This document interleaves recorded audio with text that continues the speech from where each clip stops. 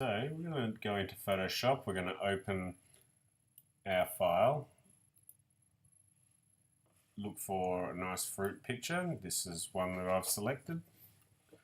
We can go down to the crop and just crop the picture until it looks nice and balanced. We want to look for, see these little lines here and these little lines here, we want them to be placed on spots where interest is going to occur. So we want to, try and look at the interesting sort of spots that we can see and position our lines. So, underneath each of the fruit, like on the top of the fruit, the side of the fruit, there'll be lines where your eye is going to be taking notice of things, down the side of this vase or in here. So we want to just position it so that we can get an interesting composition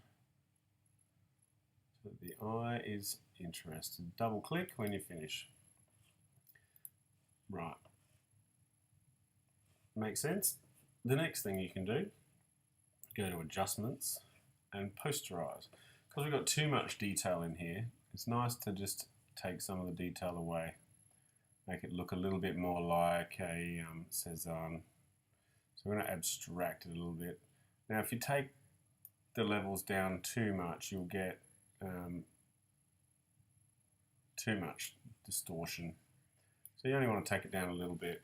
Now you can pretty much leave it there and then apply a filter over the top. Now there's heaps of filters that you can choose. You can go to the filter gallery, and in this you've got pretty much all of the filters that you can look at. There's some great filters inside of here that you can just experiment with. Some great little things. What you can do is look at, if you zoom out a little bit, look at the edges of your painting. You can change the thicknesses of the edges, make the intensity of them stronger, change your posterization. You can change it to cutout, similar sort of thing.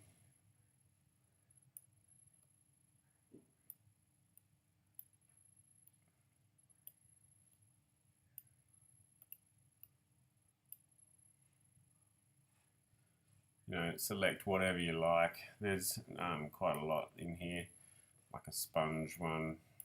Take the brush size. Don't like this one because it's got a little bit too much speckle in it. If you take the definition back and change the smoothness, you can get interesting things happening to it.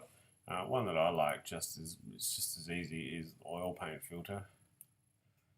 Put that on top and it looks pretty much like a Cezanne oil painting.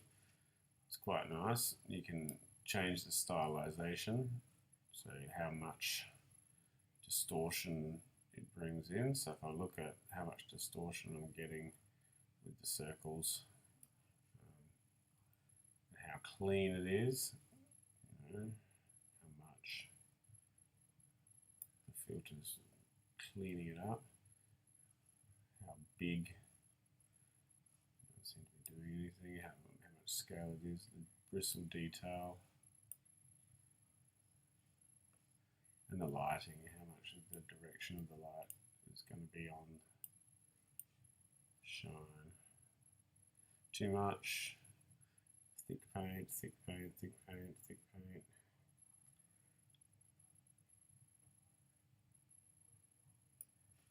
Like so.